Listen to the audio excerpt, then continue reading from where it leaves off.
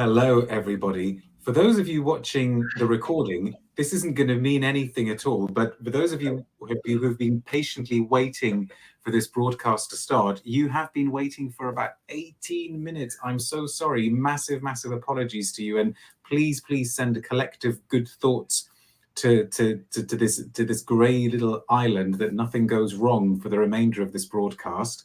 But thank you very much to all of you for your patience. And huge thanks to my extremely special and patient and good-humoured guest who was with me in the studio today for this episode of Love at First Scent with me, Persolaise. It is episode 217. I need to calm down and kind of go through the rituals of how these episodes start. And I think I will actually begin by taking a deep breath. It'll be fine, Persolaise. And introducing the guest for this very special episode. Now, in the studio I have got with me today not just one of the most highly respected perfume writers in this country, in the world, but also, I think it has to be said, one of the most adored, one of the most liked. Everybody loves her. I haven't met a single person who's had a single bad word to say about her. For the last 20 years, she has been writing about perfume for the likes of, these little publications you may have heard of, like Vogue and Sunday Times Style, etc. She's won awards for her writing, and I suppose most recently the thing that has brought her to the attention of a whole new legion of fans is this series of live interviews that she does over on her very active Instagram account. The interviews are called Desert Island Spritz, and if you do not follow her on Instagram, try that again. But if you do not follow her on, I can't do it. I'm just going to introduce you, Alice. Look, because I'm so flustered after this thing. Welcome to the studio, Alice Parcq. And I was going to say, if people don't follow you on Instagram, they absolutely must, because your Instagrams are so full of the good humor and the warmth and the passion and the knowledge that you bring to all of your perfume writing. So welcome, and thank you for bearing with us, and thank you for being so patient. We were in this surreal situation where my camera kept freezing and I could hear every single thing that Alice was saying, and I couldn't do anything about it. Please work. Darius, if you can hear me from the beyond, like we were on a Ouija board. But anyway, we're back, and look, you've got at least one fan here. Planter's daughter saying Desert Island is the best. Thank you, thanks. And I love this. Your one is amazing. It's one of my favorites. Oh, you're too kind. You're too kind. Now, please tell us where you're watching from, if you wouldn't mind, because I always love finding out where everybody's watching from. We've already got Paul's Selection saying hello from Bangkok. Wow. Planter's daughter actually is based in Bombay. Do you say Bombay or Mumbai? I think we're being really politically correct. We're supposed to say Bombay. And I loved this comment that came up earlier. I wonder if I could be able to find it again. Woozy saying, maybe the dark magic of the A word has finally taken over Persolaise like Saruman with Theoden. Well, and then Elrond will resist. they know the geek references are what work best here. Anyway. Alice, thank you so much for joining us. What was the first publication that you wrote for? Okay, let's go back in time. I think, I started at the Telegraph magazine. I did loads of stints of like work experience. I had 3 jobs at uni. I don't know where that like energy came from, or stamina. I think my first ever writing job was at the Telegraph magazine. I was a fashion and beauty assistant. And then after that, I went to Glamour for a few months, and then I went to Brides magazine, stayed there for ages. Actually, that's really where I learnt a lot about fragrance, because in every issue, it was such a big deal to the readers. So we put fragrance in every issue. My editors at the time were very happy for me to just crack on and do lots of fragrance content. So because I was already interested in it, but having the opportunity to meet lots of people in the fragrance industry, because I was interviewing perfumers, meeting all sorts of people attached to the perfume world, the kind of professional side and the personal side really started to kind of fuse very strongly. And the more you learn about something that you love, the deeper and slightly more obsessed you get by it. And I'm quite an emotional I'm a very emotional person, and I'm sort of either Mary Poppins or Darth Vader. And most people I've ever met in the fragrance industry are very emotional people, because it's like chefs and people who work with flavors and smells, and are very similar in that it's a highly emotive topic. And I love that language. I love the joined language of getting lost in a smell and hearing the story behind something. I really, really love that. I love the artistry and the craftsmanship, the sort of insane obsession of perfumers who, I always sort of think of it, it's almost like the Nureyev of the ballet world. It's not just dancing, it is a life calling. Every molecule of your body goes into this job. Completely. And I really respect and I'm in awe of that. So so it's actually completely appropriate that it's completely appropriate that what we're doing today is potentially a very, very emotive topic as well, and I will explain that in a moment. But I just wanted to share some of these. Guril is saying love from Norway. Carmen is in Croatia. Jay Lee is watching from Korea. You're all very, very, very welcome. And do feel free in a few minutes to contribute to what our topic is today. Now, Alice and I, it's not so much that I'm interviewing Alice today, although I will probably end up asking her lots of questions and being really, really nosy. But we are presenting this video together today as fellow fragrance writers. And so in the same way that I've done videos with other people in the past, I'm going to present my top 5 on this particular theme, and Alice will present her top 5 as well. By the way, I love this one. Claire here saying, love at first spritz. Love at first spritz, yeah. This is what we're doing today. So we had this idea to take the concept of home as opposed to sort of the literal idea of home. And I asked Alice if she would come up with the top 5 perfumes that for her represent the concept of home in any way that she wants to interpret the concept that she wishes to. So it could be fairly literal, it could be less literal. So we need to say from the very start that these are not necessarily going to be home scents. This isn't going to be an episode on candles or reed diffusers or whatever, even though there's absolutely nothing wrong with those. I'll ask you to go with your first one. I should also say we got a lot of the housekeeping stuff out of the way and then my camera froze. I don't want the video to be longer than an hour, but that may mean that we have to go to about 5:15 UK time. Is that okay, or do you need us to finish by 5 p.m? That is absolutely okay. Don't worry. Thank you. So my first question to you for the purposes of this video is, how did you interpret the concept, or did you actually not even go with one single way of interpreting the concept?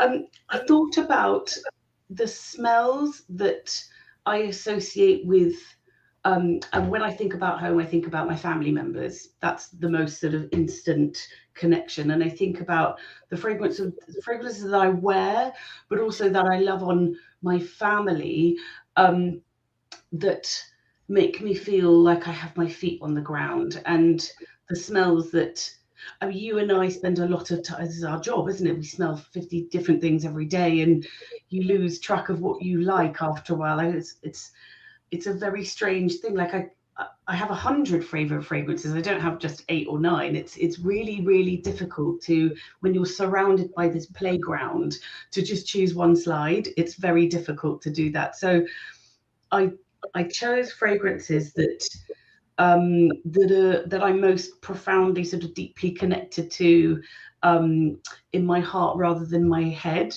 And I mean, there's a couple that you might be like, ugh. I think there's one. Well, that sounds good. I think it should be heart rather than head. So what's your first one going to be? Oh, and I should say, as is the way with all of these sorts of videos, I have no idea what Alice's choices are. She doesn't know what mine are. If any of them overlap, that would be like insanely freaky. I don't think that's going to happen, but you never know. What's your first one? The first one I want to choose, I have to be really careful not to lose it either, because some of them, you know, there's sort of emotion building here. So let me choose, I'll go with the sort of the funny heartbreak story, which is actually quite funny. I mean, it's not, but it's quite funny. I'm starting with Kouros, which... I came close. if everyone's just switched off, I understand. I understand if we've just lost a lot of followers here. Not on this channel, Alice. You've probably just gained about Okay, so 20 Yves million. Saint Laurent Kouros. This is a Pierre Bourdon, which I only realized recently, actually. He makes Iris Poudre with Frédéric Malle that I adore as well. It's not my list, but I adore this one. This one is, I wear it for two reasons. I wear it because it reminds me of this very strange time when my mum, brave woman, when my mum was very, very sick a few years ago. She's absolutely fine now, by the way, absolutely fine. She was very unwell and was going through chemo treatment, the works, for a very long time. And when we went, I accompanied her to lots of her appointments. And I remember vividly going to one. She remembers this as well. I remember going to one and we got told some bad news. I was with her. It was just with me. And we were told that her treatment had to be delayed and she had to have a blood transfusion, all sorts of things.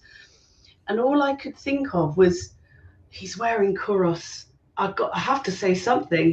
The oncologist is wearing Kouros, Mum.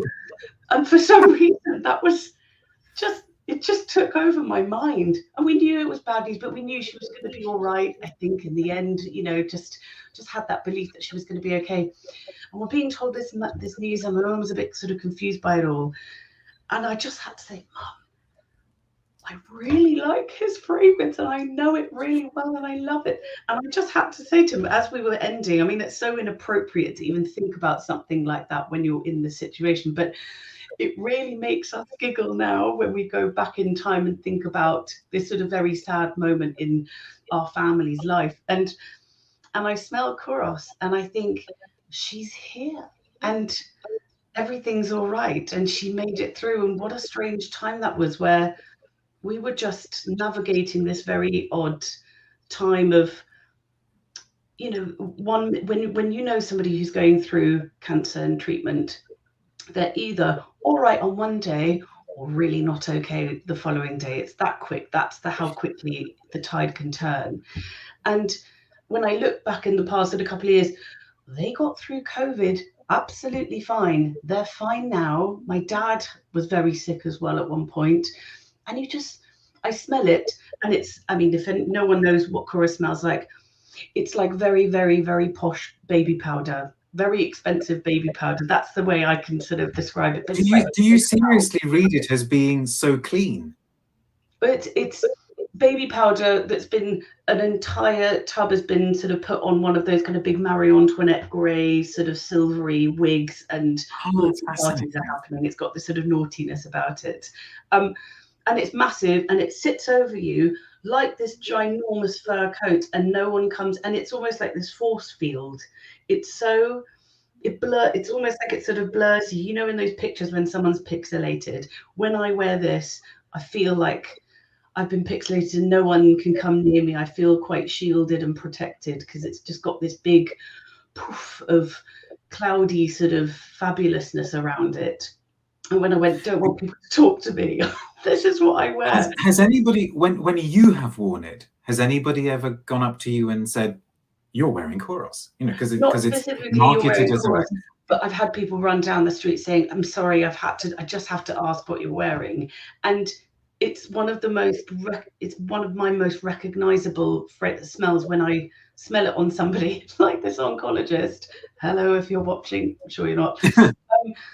It just reminds me of this mad experience where it was so awful, but we found the light we found the little silver lining of this awful grey cloud. And I smell it and I think, God, what a lucky escape. And it just bewilders you how the body can work, how luck can change. And it was such bad luck, and then it changed, and it gives me a little bit of hope when I wear this. And that's why for me this is very much a home fragrance. My mum doesn't smell of Kouros at all. She wears Gabrielle by Chanel.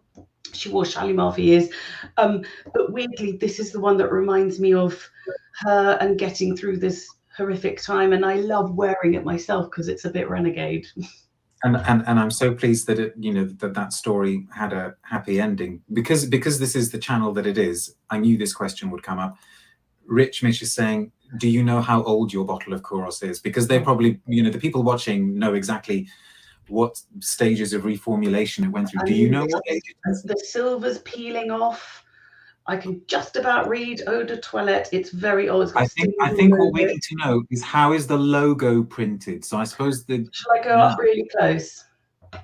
Hang on this way. Because I don't know my YSL bottles well enough to, but somebody's probably now clocked it and thought they know exactly what. I probably bought this, I'd say 15 years ago. Hang on, Okay. 15 years ago, 12 years ago. Are you ready for a pun? Yes. Courology. I love a pun. We'll let you have that one, Nata Chef. Genius. No. Copywriting, that's brilliant. I love that one. And this description is quite good as well. Gavin's saying Kouros is skanky bath mat. That's why it reminds me of home. Surprised anyone would wear it in a clinical setting. But maybe the oncologist read it as being hyper clean as well. I mean, that's interesting, that one. Yeah. I think Kouros is so extreme that you could probably read it as being extremely clean or extremely filthy. No, I love that one. Thank you very much. Okay. Love it. So you went kind of with people, and I suppose I kind of ended up going with people in a way, but through places. I didn't overthink this. People who watch my videos regularly know that what I've said before, that I have a tendency to overthink things. And when it comes to the lists, I just think, no, just go with what your first impressions are. And I found myself thinking of the places where I have lived in my life. So that the sort of main places where I have lived are Iran and Poland and Dubai and now the UK, but I don't sort of have a UK scent, but I have a holiday scent. I do link them with, and it just happened that I sort of went for places, and even though they are linked with people, they're mostly about the places, and I genuinely don't know what order to go in, but maybe I'll go in the order in which I lived in these places. So this is you'll know this perfume. This is Etat Libre d'Orange's Jasmin and Cigarette, so Jasmin and Cigarette. Gorgeous. This is from 2006, but it makes me think of a place that that my family and I left in 1982. So, this was made by Antoine Maisondieu, who I'm sure was a child in 1982. But I've mentioned this one before on the channel a few times. The first time I smelt this, and it still does it to me every single time. It's the only Jasmin scent that does this. The first time I smelt this, I was suddenly outside my grandparents' house in Shiraz. Now we didn't live in Shiraz. We lived in Bandar Abbas, but every now and then we would go north, slightly higher up north, to go and see my grandparents.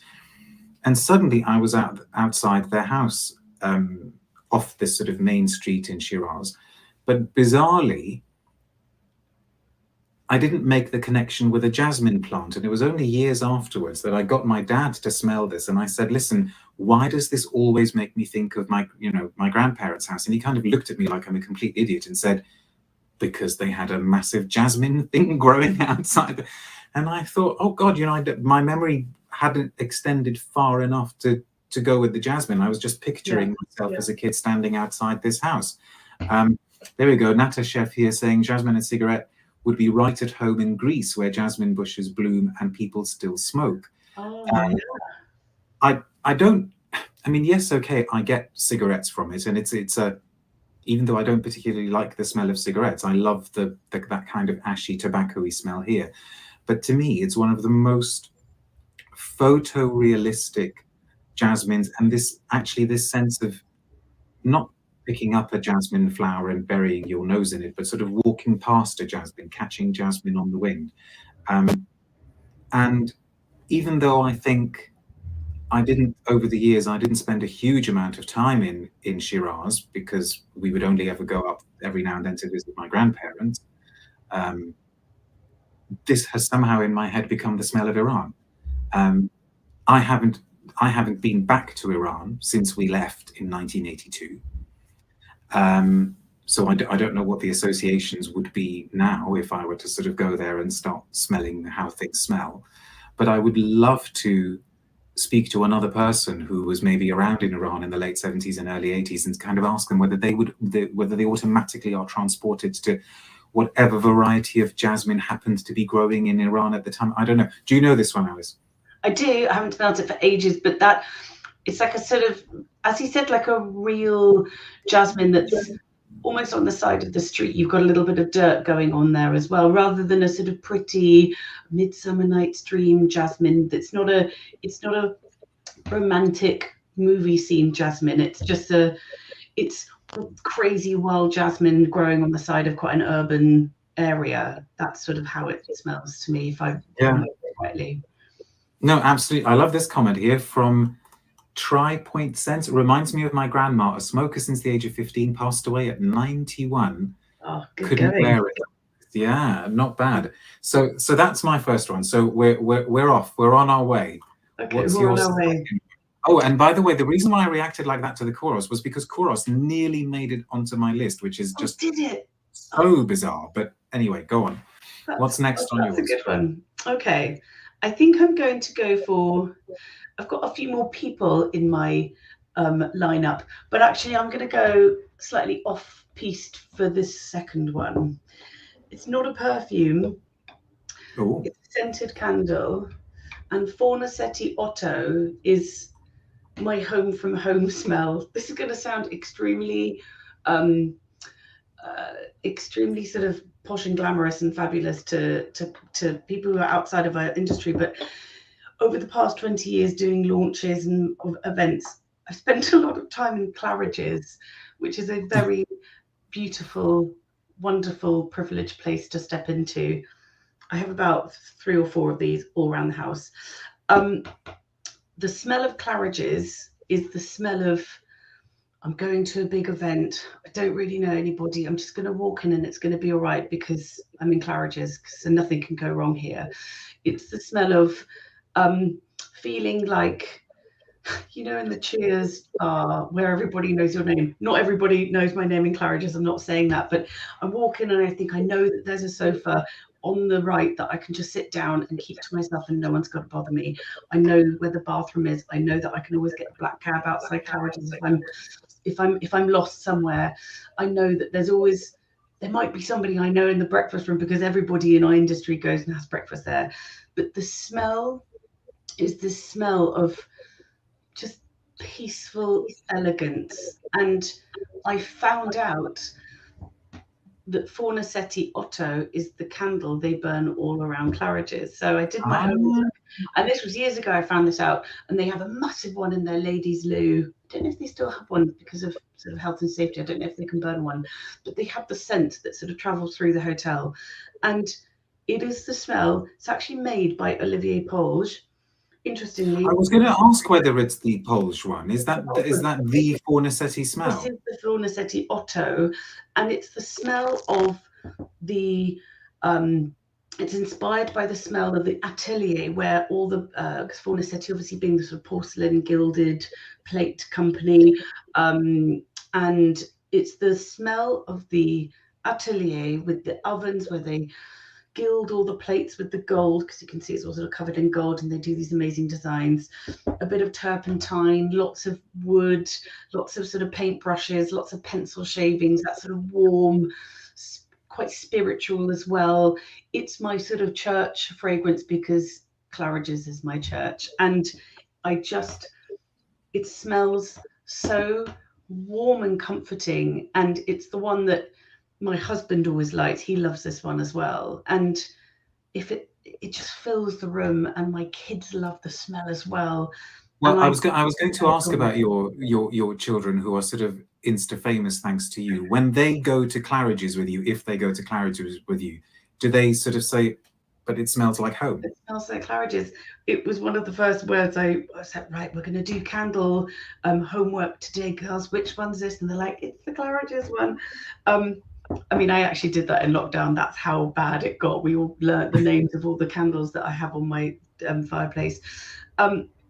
They have, well, yeah, my eldest has been a couple of times, and She loves it. If ever we're watching a film together, she's 8. She's almost 8 now, so she's old enough to kind of stay a little bit later up on a Friday and Saturday and to watch Strictly with me.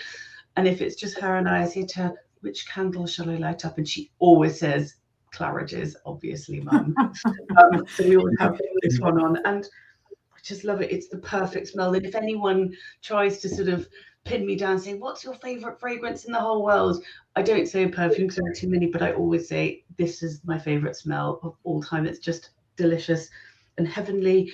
And I heard this awful rumor that they're going to change the shape, or they're changing the vessel somehow. So I'm going to have to stock up and bankrupt myself because they cost. Well, Woozy, regular viewer, says those candles are amazing, expensive but amazing nonetheless. Very expensive, but you know. Guerlain here saying, "Do you mind listing the name of the candle after the show?" I will. A little while after the end of the broadcast, I will provide a list in the video description of everything that we've talked about today. And all the designs are different as well. There are lots of different designs, Fornasetti designs. I like this one because it's a bit Zorro.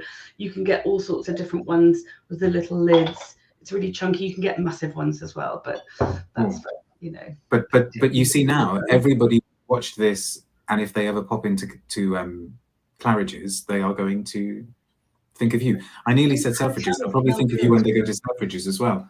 Yeah, good hotels always smell good. The Plaza Athénée in Paris is scented with amber, and you can buy the candle that no one knows about if you ask behind the sort of concierge desk and say, can I get the Plaza Athénée red candle? And it's this beautiful red, really bright red vessel, and the smell is out of this world. It smells incredible. That same very luminous amber, really sort of that incredible balance of deeply comforting but also amazingly refreshing as well.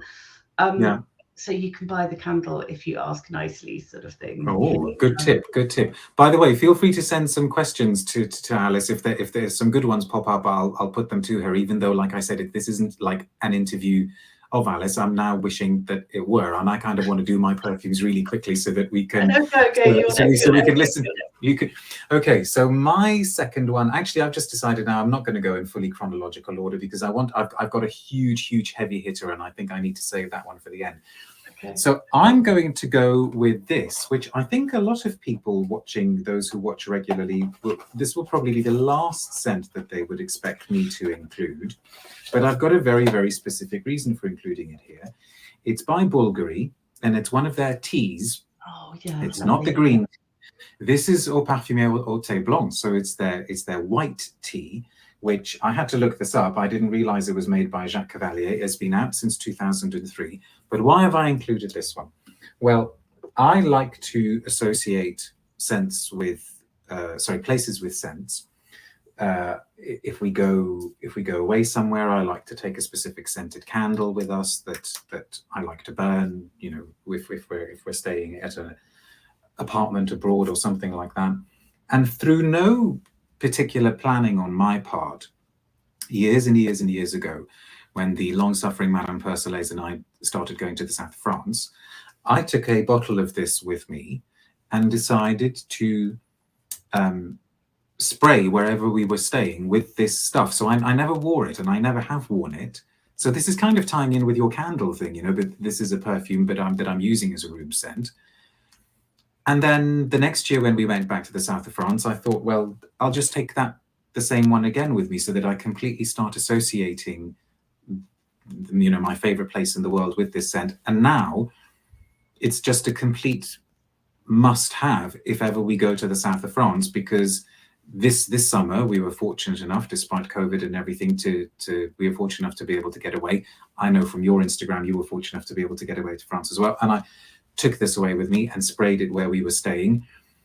And so that's why it immediately makes me think of home, because I think of France as a kind of spiritual home for me. I would love to end up living there one day. Who knows if it'll ever happen. Oh no. Oh, you've paused, you've frozen, Dariush. Oh my gosh. No, don't freeze. Please don't freeze on me. Oh.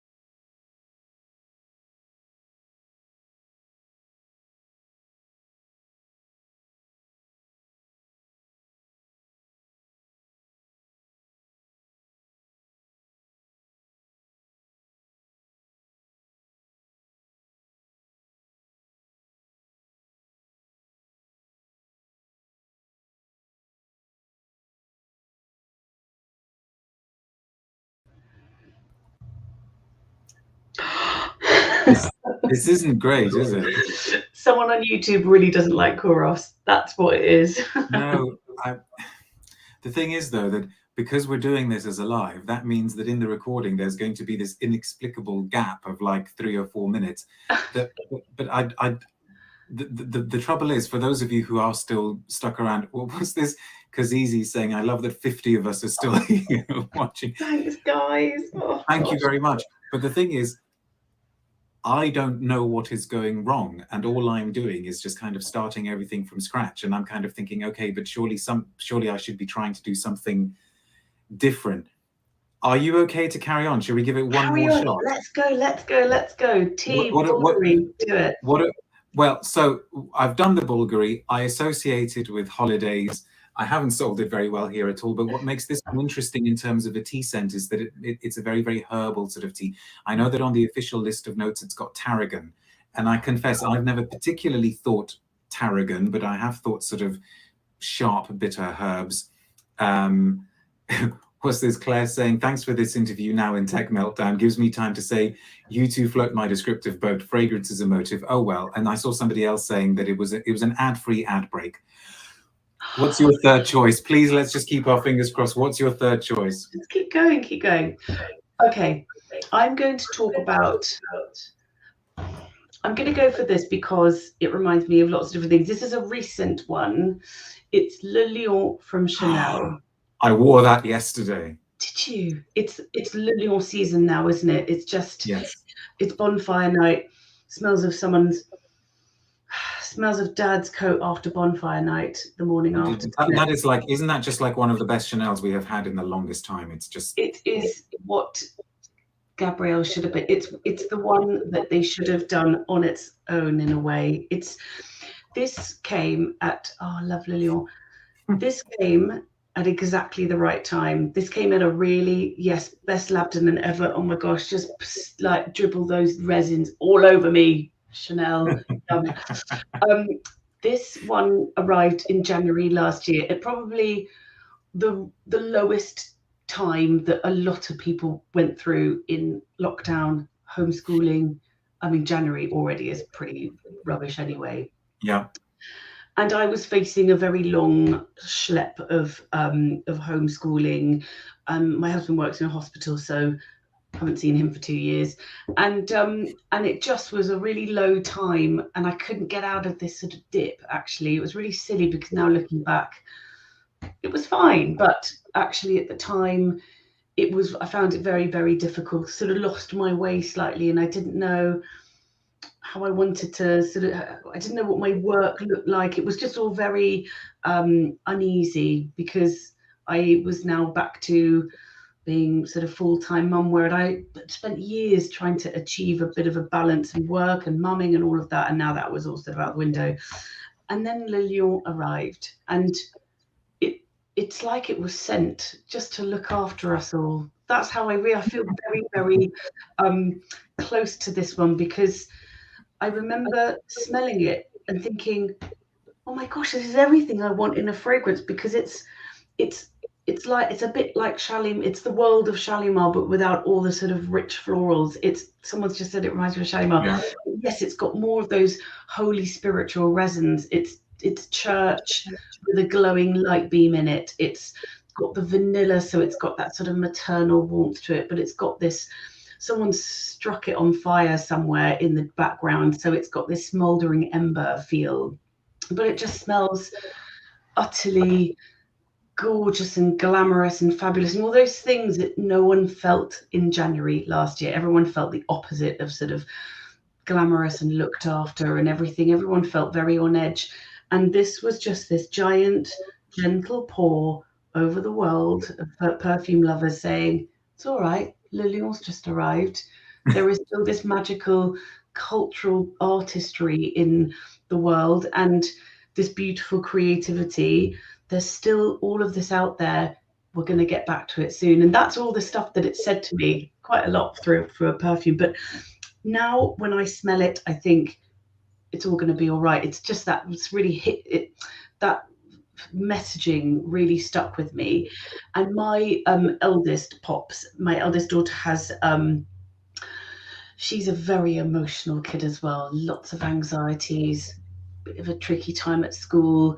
Just a very nervous, worried little kid who's very dramatic, and she's the sort of showman. But on the flip side, she's very, very worried, and she gets very anxious. And she has this little flannel that she sleeps with sometimes, and just a sort of soft little kind of flannel. And sometimes she asks me to spray it with Le Lion because it smells, and she loves the name of it because it's a, it's a proud animal that is sort of looking after you and keeping an eye on you, and she loves the smell. It sort of reminds her of me in a bit because they're the kind of fragrances that I wear, sort of smoky, church set on fire type smells. And she loves this one, and we spray it a little bit. And if she's having a really panicky morning before going to school, girls at that age can be mean to each other, and I think she's going through this thing, and she has a little spray on her hair, and she just feels a little bit more like she can stand up a bit straighter. And that, as a mum, is the best thing I can do, is to help her build her resilience. So we have lots of ways of doing that, and one of them is through just smelling something really delicious that will make her feel a little bit braver.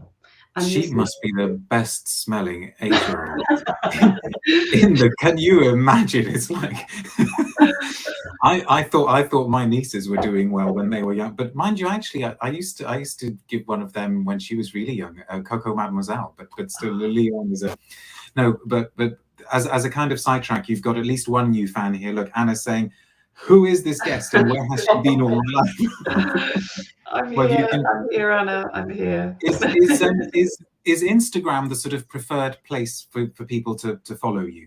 Definitely. I just like the flexibility of it.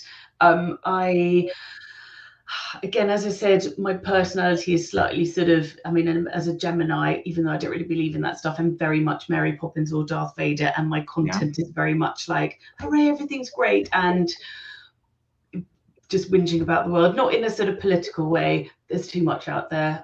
I don't want anyone else's emotional baggage. Thank you. I've got plenty of my own.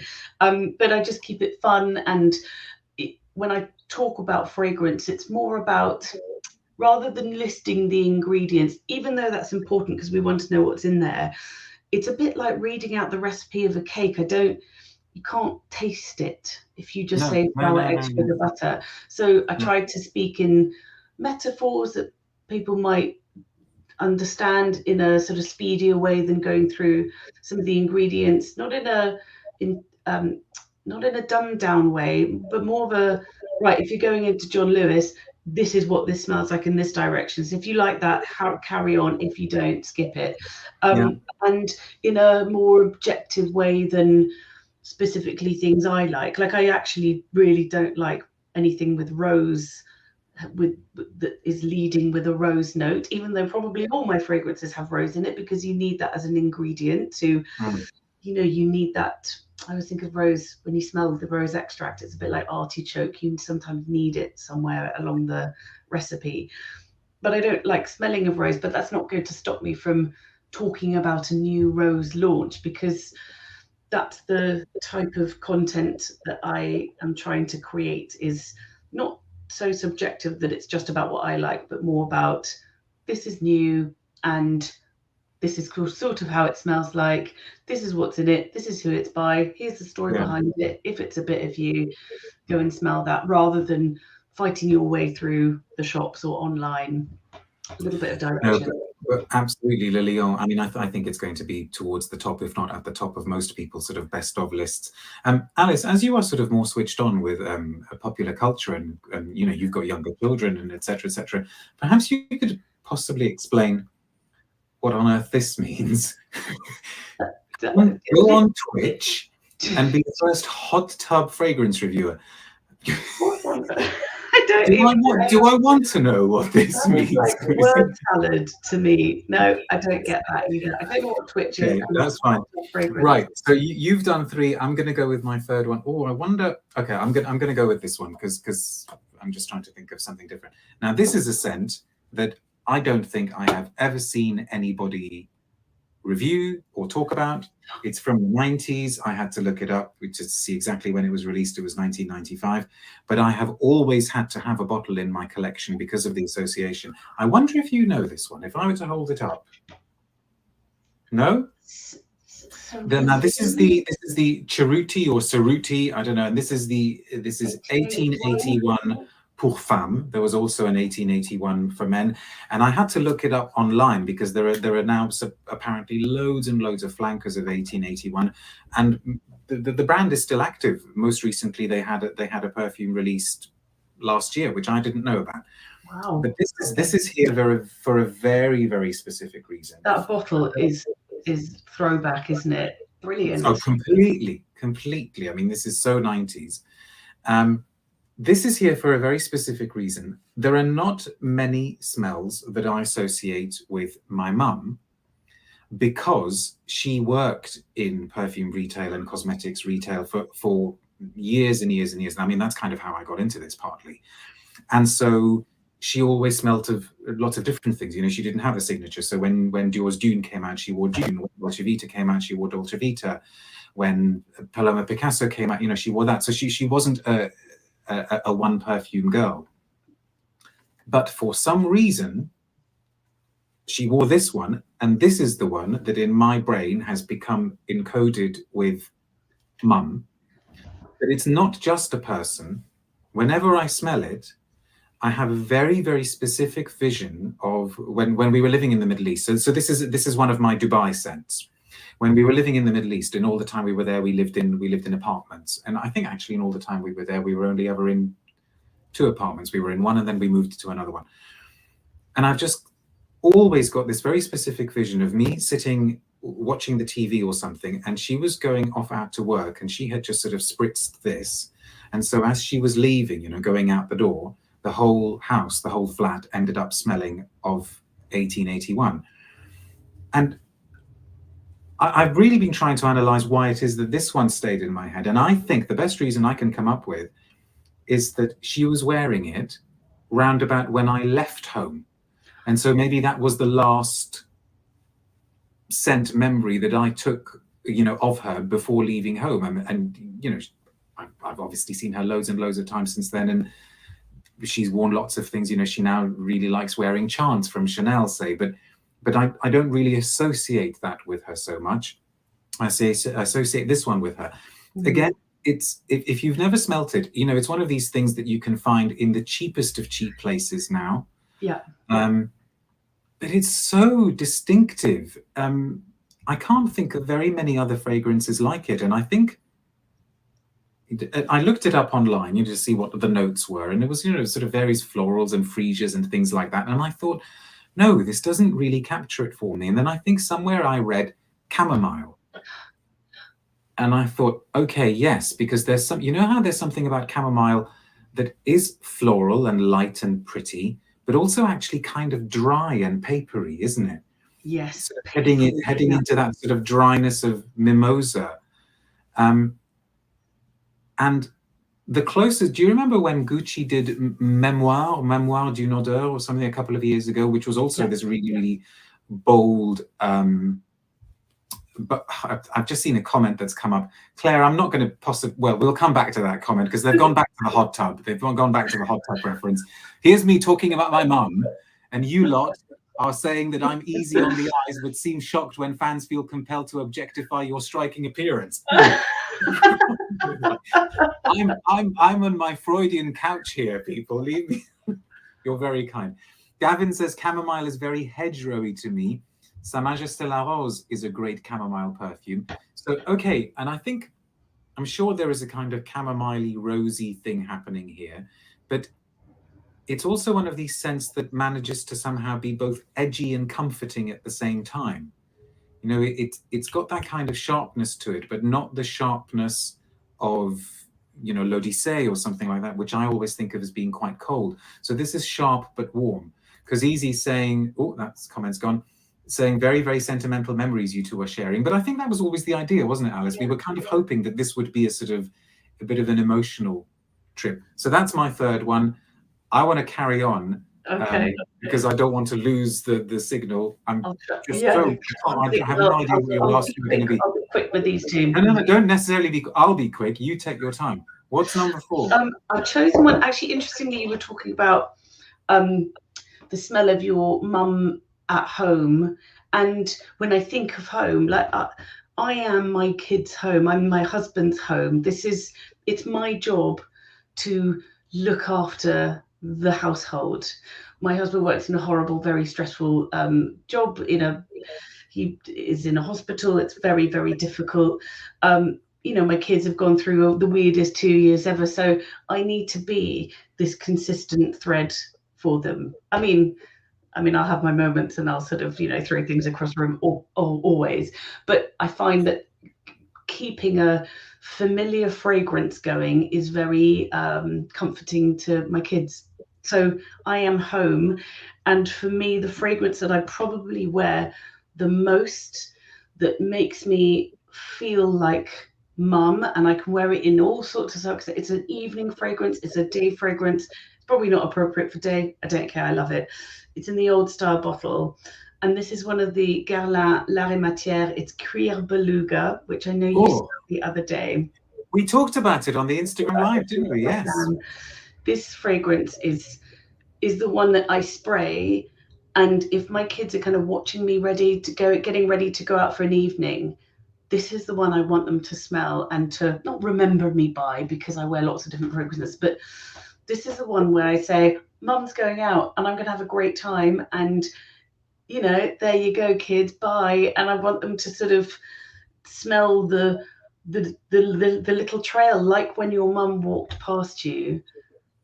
I don't want them to remember me as smelling like a duty-free shop on a P&O ferry, because I mostly smell like that because I spray about 20 things all around me all the time. But as a consistent fragrance, this is the one that I wear many times, almost all the time. And it's one of the best of the Guerlain exclusives, isn't it? I love that. Guerlain, I've got the old bottle. I haven't got it in the new bottle yet. This is my 3rd bottle, by the way, and I get through a lot. It's very expensive, sorry, everyone. But my goodness, again, Olivier Polge. Don't quite realise that there are lots of his here. That's fascinating. He did Le Lion, he did the Fornasetti Otto, and it's just this buttery suede, slightly sticky, but not sugary sticky, like sort of vanilla, like someone scraped a vanilla pod and just smothered it all over you, and then wrapped you in like a suede trench coat. Oh, it's totally. And actually, you've name checked the perfumer, and I should give this one a name check, the Cerruti, because it's a perfumer that I'd never heard of, and it's a woman. According to the internet, this was made by somebody called Claire Kane, and no other perfume comes up against her name. Claire, make yourself known. Yeah. Now, you're being objectified, kind of, in a way as well, because somebody reckons you are the human form of the smell of bread baking, which to me is like a really, really good thing. I remember someone a few months ago said, you're like Keith Floyd for fragrance. I'm like, I'll take that. I love Keith Floyd. We've got at least one fan here, Liv saying amazing choice, Alice. And Jay saying 3rd bottle, that is true love. And in terms of things being expensive, Woozy saying, Alice, many of us have traded kidneys for Amouage Interlude 53. We're used to that price point. We're in good company. And saying, I sorely regret, not purchasing a bottle of Cuir Beluga before the price soared into the stratosphere. That's a good one. I think my favorite one from that range is the Cuir d'Armani, but I love the Cuir Beluga as well. Okay. I love. I'm gonna go number 4. Now, are you ready to go back to the 90s for my 4th one again? Oh my God! And this may be a bit controversial, but I wore this to death. So this is, for me, this is actually the smell of Dubai, but also coming to the UK to go to uni. I wish I had kept an older bottle. This is a more recent bottle. It is none other than the best. None other than CK One. You've gone speechless. I'm going to. I'm going to spray it now. You know, in the original one, the Calvin Klein logo had used the font which had the serifs. I've got a mini that's like that, but the scent hasn't actually lasted terribly well. CK One, people laughing there. Now, again, you know, if you're talking about objectively saying that a good perfume is a perfume that is distinctive and lasts really well and is very clearly, you know, you do not get more distinctive than CK One. I think lots and lots of people have tried to copy it, but never managed it. This was made by Alberto Morillas and Harry Fremont.